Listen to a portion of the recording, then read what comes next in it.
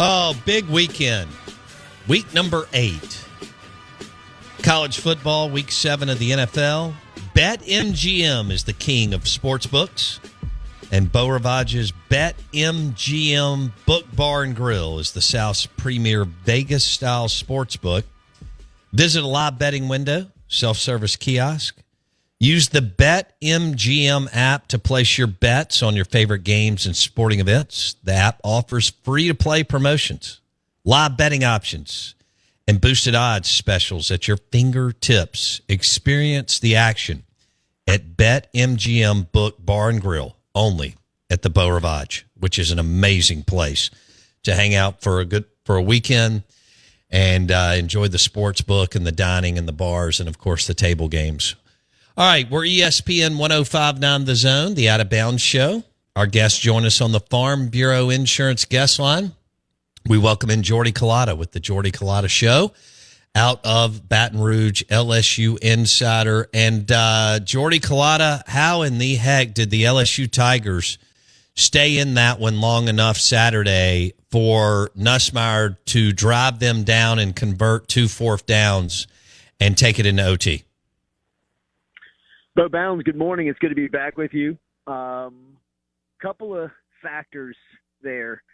I think the inefficiency of Ole Miss in the red area early on in the game really came back to bite them. And then, LSU being able to make timely plays throughout the game that didn't necessarily wash them away, didn't necessarily put them away and give them a chance at the end. And, look, I think that's what home field advantage is kind of built on. If you can make it a one-score game, if you can give yourself an opportunity late in the game to make a play, well, I mean, you got 100,000 behind you, and Tiger Stadium was at its peak on Saturday. I mean, it performs once or twice, maybe a year, and for 2024, the Ole Miss game was a 5-star type effort. I mean, it was sold out. The people were there early. It was a beautiful day, and I think coming down to the end, you saw that overtime. Ole Miss had a false start. They had a holding penalty, and it was an incredibly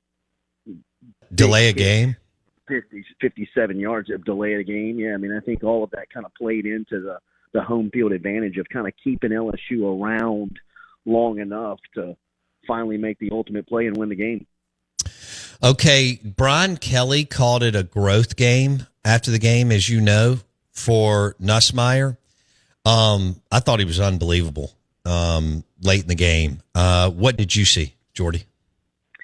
He has been unbelievable all season long, Bo, and I thought on Saturday night, he saved his best for the most timely moments. He still has that pedigree in him where, he can be a little gunslingerish, or he can see a window that maybe he thinks is bigger than it ultimately is. And I think on Saturday they were, that kind of creeped in for the first time really here in 2024. You saw it more than you have.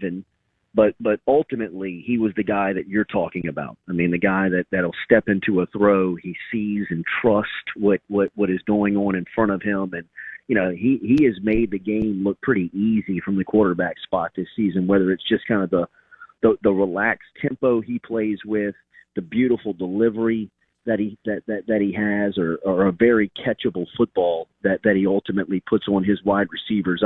I thought that Nussmeier, the thing about Nussmeier to me that makes him great is, first, you can tell he's a coach's son. I mean, he's been coached up on the position for a long time.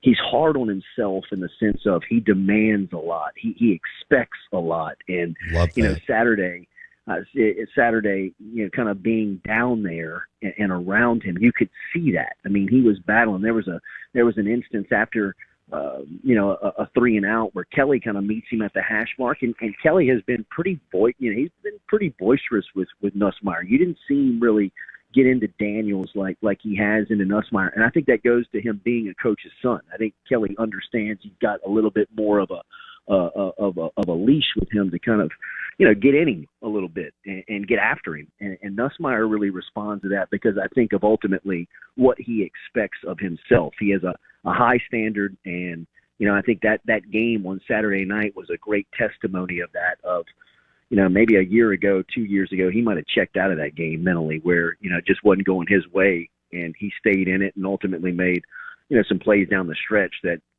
allowed them to win the game. Good Lord. I mean, that last drive. Wow. Jordy Culotta, the Jordy Culotta Show out of Baton Rouge, jordyculotta.com. He joins us on the Farm Bureau Insurance guest line. Epic battle between LSU and Ole Miss Saturday night. LSU obviously won in overtime. He also did this against an Ole Miss D that is nasty. They're physical. They're good, Jordy, as you were able to see on Saturday night. And he had no running game. I mean, and he's got a first-year offensive coordinator that I think is in over his head a little bit. I thought Nussmeier had to park cars, sell popcorn and Dr. Pepper, and beat Ole Miss. I mean, I'm not sure that you can overstate what he was able to pull out in the fourth quarter and overtime, Jordy. The significance of what he means to LSU cannot be underestimated, and I agree with you. He has to do a lot, but one of the things that he counts on and has ultimately not let him down at all this season has been his pass protection. The run game is not there, and I can't explain why LSU's offensive line can't run the football because you got 2 first-round tackles, you got some big guys up front in the middle that, you would think be able to move the pile. But I think there's a ton of emphasis on trying to combat those guys. I think, we saw it in game 1 with USC. We saw it this weekend a little bit with Golding, and, that he'll pack the box and see if he can't punch those offensive linemen, those big, strong guys up front. But when Nussmeier drops back, he's got the confidence of those 2 tackles on the outside, setting and really protecting. I mean, those guys have become great shields for Nussmeier. And then the guys in the middle, have created some lanes for when he does have to step up. And he's had a couple of times to, he's able to make it, let it rip. That pass he made to Mason Taylor at the end of the game in the fourth quarter that, they were debating on whether or not Taylor was down or did he score or not. Obviously he was down, but, that's not a play that Nussmeier's been able to make, his entire time at LSU, where he sees it, he's able to scramble, keep it alive, and then just rip one into the chest of Taylor. I think that's when Kelly talks about some of the growth, when he made that throw, the immediate thing I thought was development. That's a great sign of just his game really developing and growing. And, his confidence behind that offensive line when he drops back, I think is very clear. It's very evident. But yes, the inability to run the ball has really stymied LSU. And then he had a couple of pass catchers out the other night. Obviously Kyron Lacy had a really good game, but C.J. Daniels, the transfer from Liberty who played for Hugh Freeze, he's as sure-handed and as good of a route runner as LSU has. He's not a game breaker where he can't catch one and, go 60, but he catches everything that comes to him, which has given a lot of confidence to Nuss. And, there were some guys that they were trying to work in there the other night where, they couldn't quite catch on, but Lacy, Anderson, and Taylor were really, enough to make enough plays. No, that's a great point. Down those 2 wide receivers. Jordy Culotta on the Out of Bounds Show, LSU Insider, great show out of Baton Rouge. He joins us on the Farm Bureau Insurance guest line. The show is presented by the Beau Rivage. So where are people? Okay, everybody's on a high this week. I get it. Y'all had a big win. And it was Ole Miss is still good, even with 2 losses. Mm-hmm. And that defense is nasty. So hell of a win. But where is everybody with Brian? I don't think you have an elite coordinator on either side of the ball. And the promoting from within on offense is mind-boggling to me to follow up on what, Denbrock was able to do before going back to Notre Dame. However, y'all are always going to have dudes and athletes and players. So give me kind of Jordy Culotta. Where are you state of the state with where Brian Kelly is, Jordy? Well, here, immediately, he's living on the razor's edge every week. I think that game he was in last Saturday night, he's about to be in 7 straight of those. When you look at just kind of the team, who he has, and really the parity in the SEC now, though. You know what I mean? With the expansion, with NIL, with the rosters looking so much different. If this was the goal, they knocked it out of the park, where every single week you've got marquee matchups that can go into the fourth quarter as one-score games and obviously, probably end up in overtime. I think LSU is going to be in those games, whether it's this weekend versus Arkansas, next weekend versus A&M, 3 weeks versus Alabama, a month versus Florida. I mean, Oklahoma's coming in here. All of those teams, they won't be 3-point dogs or favorites in that game. I mean, they will be only 3-point dogs or favorites. That thing's going to be, on the razor's edge every week. So, Kelly's not out of the woods here in 2024 just because he won a big one in early October. That was a huge one last Saturday night, but there is a feeling of if this thing, crumbles a little bit, then what is the real state of it? And you got to be realistic about it. When he took over 3 years ago, there was literally 38 scholarship guys, and having to rebuild that roster in a time of NIL and transfer portal, he's done a good job. The first year he went to Atlanta.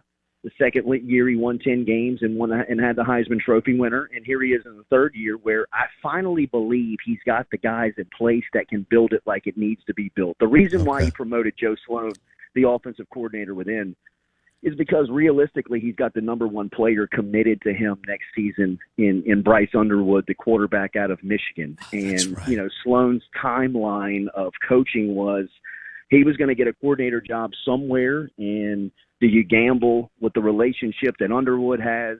And it's quite a predicament in the sense of roster building, relationships, guys being ready. And I'm with you. I think that Sloan's clock is a little earlier than it probably should be to be calling plays at LSU, but that's the reason why. I think he's done a really good job of, he realized early on, Bo, that Notre Dame's personality of assistant coaches doesn't play in the SEC. Guys don't really – they don't respond the same way from a recruiting standpoint to some of the guys that he had on staff. And I think it took him about a year and a half to really get that stuff figured out. I mean, Blake Baker and Corey Raymond were here when he got the job. They were walking the halls. They had offices. He had a chance to hire them then, but he didn't. He brought his own guys in, but then he realized that you're losing a lot of these recruiting wars.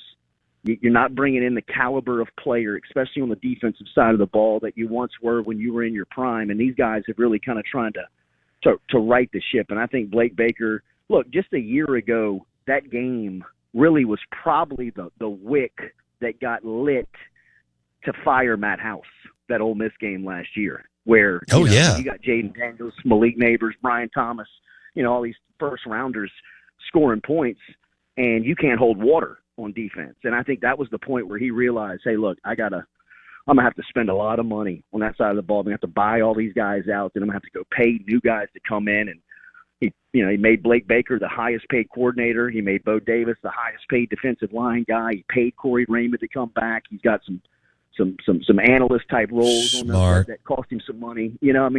So I believe he sees that the future is going to be built the correct way. I think he's doing it with a nice mix of recruiting and transfer portal where the roster will be stabilized here in a year. But he doesn't, he has that personality that it's tough to kind of hold on to be attracted to. He's got much more of a sense of humor than I thought he did when he came down here from Notre Dame. But, if you're going to be someone who is not dominant, if you're not Nick Saban, or if you're not, early Les Miles where you're crushing everybody, you got to kind of play the game a little bit. And that's not Brian Kelly. And I don't think that he don't care if you like him or not. He doesn't care if you think he's funny or not. But you know how it is, Bo. I mean, we're in the SEC where everybody judges everybody. Sure. No, that's a good point. He's no filter. He's got some of that northern dude in him, but if he wins, if he turns around this roster like you believe he is, and evidently he is, and the trajectory is there, if he wins, nobody's going to give a damn. Jordy Culotta, the Jordy Culotta Show on YouTube, Apple Podcasts, Spotify, everywhere else. He joins us on the Farm Bureau Insurance guest line. All right, what did you think? We got time here. What did you Knowing LSU's defense is pretty good, definitely far from Dave Aranda defenses or Saban Muschamp or some of that. So I'd say they're somewhere between solid and good. So I'm going to put them at pretty good. You still got dudes, but you're far from dominant. What did you see from the Ole Miss offense, pro and con? Well, I thought the difference of the game was the in-game adjustments that LSU's defense made to what Charlie Weiss Jr. and Lane Kiffin and Jackson Dart did not. I mean, going into this week last time, Bo, if you interview me, I'm telling you, huge advantage on that side of the ball, Ole Miss. You got a veteran quarterback. You got two experienced play callers, two very sharp play callers going against, a defensive staff that's still new, still trying to figure it out, and still really trying to understand who their personnel is. I mean, you saw them early on. I mean, they were rotating safeties per series. I mean, they didn't know who could go out there and guard. And, then finally they made the adjustment and said, we can't guard them. The LSU, he was saying, Blake Baker said they can't guard Ole Miss, so they're just going to blitz. And once he started bringing the blitz, they never were able to adjust. And that's one thing that you haven't seen from LSU, especially defensively over the last couple of years, is real in-game adjustments of, hey, you're getting whipped. I mean, Trey Harris just ran by a double team on the opening drive of the game. I mean, how he dropped that ball in Tiger Stadium going home in that drive has to haunt him. But, from LSU's standpoint, it looked as if they're like, you're in big trouble. That kid just ran past almost triple coverage. And he's not going to drop all of them. And once you made the adjustment of saying, hey, look, don't give him an opportunity to throw that ball down there, get in his face and harass him. And they did that to Dart. Dart had to be sore on Sunday and Monday just because of the way that LSU played him. And that all came on in-game adjustment. I think they thought that they were going to be able to, try and keep everything in front of them and try to play, that passing game and that high-flying offense and just tackle and get people down to the ground. And they realized pretty quick that, hey, look, Weiss and Kiffin have found the fish. They are going to attack the safety, whether it's the veteran Jordan Gilbert or whether it's the newcomer Deshaun Spears. That's their mark. That's their target. So, get up on the line and blitz him and don't allow him to make that throw. I thought was really one of the key points to the game where, last year this thing's a track meet. Mm-hmm. This year it's a field goal contest. Mm-hmm. And I think a lot of that reason was because LSU adjusted early on. Because if they wouldn't have, it looked like it was trending. Yeah, where they were going to get run. Yeah, and because they couldn't guard them. They couldn't keep up with them. No, you make a good point. Those adjustments made by Baker and the defense, because the Ole Miss offensive line looked like they didn't know what hit them once LSU made that adjustment, and then Dart, as you know, never looked comfortable after that for the most part, and he's a hell of a player. Yeah, but he is, and he couldn't get to his second, third read. Mm-hmm. And that's kind of what makes him really good is his ability to stand back there and chop, and then deliver. And LSU was just they were mugging him. They were getting to his face real quick, and you could tell. Yeah, you're right. I mean, he was very out of his comfort zone out there. Where I think that was advantage. I mean, obviously that was a plus LSU for making that adjustment early on. Yeah. Was that one of the better atmospheres you had experienced? Yeah, that's as good as it gets. I mean, you can compare them to games over the years, but, it hits a ceiling where you look around and you say, it doesn't get too much better than this, man. It's an hour before kickoff and everybody's in the stadium, the energy, the upgrades that they've made to Tiger Stadium, whether it's the scoreboard, the sound system, or the banners, the lights. I mean, it all came together on Saturday night. I mean, it was all it was all there. Nobody left. Come fourth quarter, the place was still packed. It was still loud. And, like we talked about, I don't know what the definition of home field advantage is, but I think, giving your team the same enthusiasm that they have when they start the game, where you feel like you got these 100,000 people behind you, felt like what it was for LSU on Saturday night. When that overtime hit, obviously, the place was just on springs. I mean, it was bouncing in that place, and Ole Miss was freaking out, and LSU was playing behind it. And, I think that's that's what it's, that's as good as it can really produce. That's as fine of an atmosphere as college football can pump out. And yes, it was as good as advertised. Yeah, it looked unbelievable. Well, hell of a win for LSU, but like you said, y'all got a gauntlet down the stretch. So most everybody does, but Yeah. We'll see how it looks. Hey, man, I hope you're doing well. Fantastic segment today. We appreciate you hanging out with us, and I can't wait so long to text you and have you back on the show. It's great to talk to you as always, man. Great to be back. Thank you, Bo. See you, buddy. The Jordy Culotta Show out of Baton Rouge. Of course, you can get it anywhere, streaming it. Does a great job. LSU Insider joining us on the Farm Bureau Insurance guest line. I thought the first part of that interview, him talking about Nussmeier and Kelly, coach's son, the way he is coached, that was some insight that we have not received. And I thought that was really, really good. That will be on Apple Podcast and Spotify in the next hour. And, of course, you can go back and grab it because we're on YouTube right now live. You can search Out of Bounds Sports is our channel. YouTube, search Out of Bounds Sports. Don't forget that if you want the coolest experience at your home, when you're watching the games, when you're watching movies, and you're listening to music, you want to call Jake Manning, mssmarthomes.com. He'll put in the Sonos surround system, powered by mssmarthomes.com. Jake Manning, mssmarthomes.com. I got it 2 years ago, right before the Masters. Unbelievable. It makes March Madness, college football. Wendy and Ella Hall love it when they're watching movies. And, of course, when I'm just hanging out by myself with the dog, you got to turn on Spotify and you got to turn it on loud. The Sonos system, powered by mssmarthomes.com. Let's go lunch today, brought to you by the Fried Dirty Bird Wrap, which is one of the best sandwiches in the state of Mississippi at Burgers, Blues, Barbecue in Dogwood, Flowwood. Now, their blue plates are amazing. Blue plates, Burgers, Blues, and Barbecue. Your next blue plate is powered by Burgers, Blues, and Barbecue. Burgers, Blues, Barbecue. B3. B3, baby. And Jackson Meadows goes with the Highway 61 bacon and blue burger. I love the onion rings. He loves the fries. They've got fried pickles. They have nachos. They've got pulled pork. They've got the brisket. Everything that you want and need at Burgers, Blues, Barbecue, Dogwood, Flowwood. Thanks for listening to the show today. I thought Mike Detillier was phenomenal.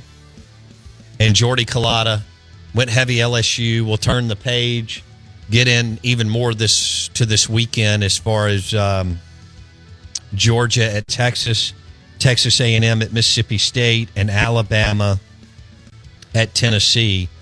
Oklahoma's hosting South Carolina before going to Oxford next weekend.